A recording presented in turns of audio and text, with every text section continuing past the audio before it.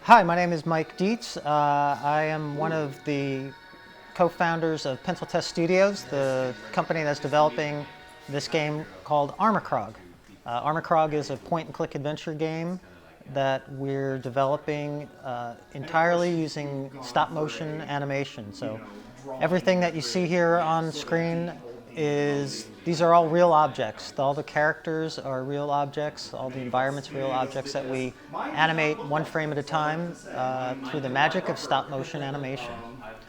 So in Armikrog, you find yourself deposited in this strange fortress, and you don't really know what this place is or why you're there or what you're supposed to do, and it's just a voyage of discovery. So you are controlling this character here. His name is Tommy Knot, and he is an astronaut that has crash landed on this planet, and you have a dog named Beak Beak. You can control him too, so you can switch back and forth between the two players.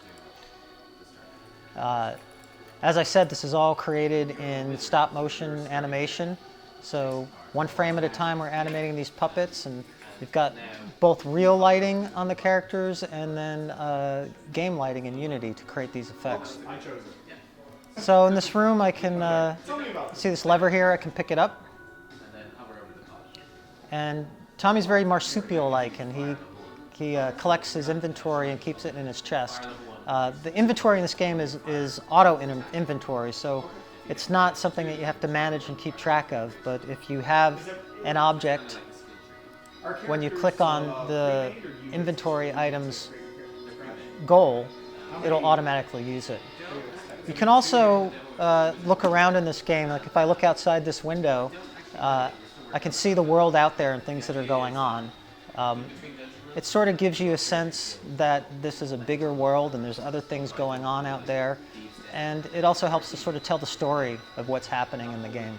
Like this is the character that has chased you into the fortress, and he's eating these other characters that you'll see later on in the game. So in this case, in the instance of this window, there's 7 or 8 different movies that play and tell a little story, just sort of to add to the world. So let's pull the lever. Now I can head out in here. And now I'm in this other room with all this other funky stuff.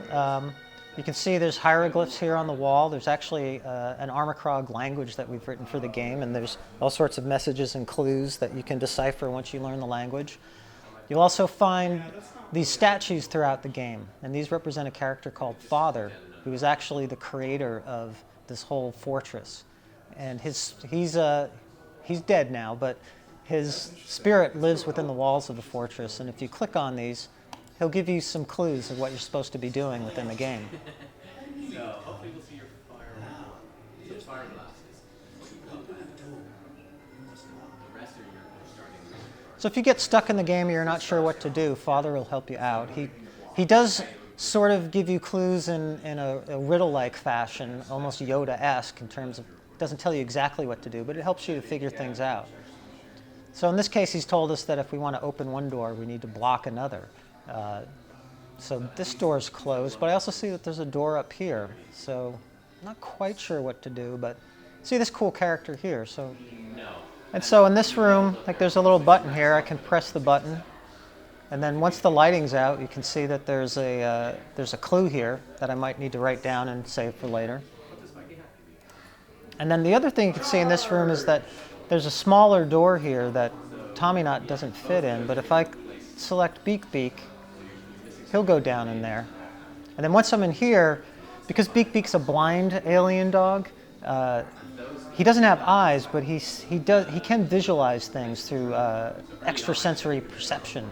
So the conceit here is that when you're on a screen alone with Beak Beak, that we're actually seeing what Beak Beak's seeing. We call that Beaky vision. So I can come down and walk through here. And having Beaky vision, you'll see, can be useful, and therefore it's a tool in the game that we can use. Because when I'm going back to the first room now, and I can see there's this clue here that I couldn't see when I was looking through Tommy's eyes, but through Beaky's I can see it. And there's also a little lever here that I can pick up. So Beaky eats things when he's by himself, so you can use Beaky to retrieve items from areas that Tommy can't get to. Because you'll see once he gets back in with Tommy, let's get back there. He is a dog, and dogs usually puke things up that they aren't supposed to be eating. And then Tommy can pick it up and he puts it in, and we'll go back to the other room. So Armikrog is a game that we're developing independently, and we funded it through Kickstarter.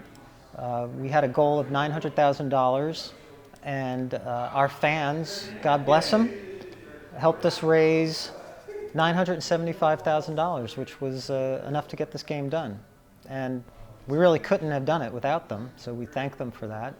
And the other thing that it did for us that's actually pretty cool is through Kickstarter, we've had access to our fans all the way through development. So the backers have given us feedback and given us ideas for designs for the game all the way through, which it's kind of like a cool access that we've never had before. And I think it's cool for us to see that happen, and it's also cool for them to feel like they're participating in the design of the game. Do you want more? No, that should be good. Okay. Release date. Oh, and so we're wrapping up development. We're working real hard to get this thing done, and we haven't actually announced an official release date, but we will be releasing in the spring. We're going to release initially on PC, Mac, and Linux, and then shortly after that we'll be releasing on the Wii U. And then those SKUs will fulfill our Kickstarter promises. And then once those games are out, we're hoping to release on iOS and tablets, and hopefully on PS4. We'll see how that goes. We know there's been some interest in that. So.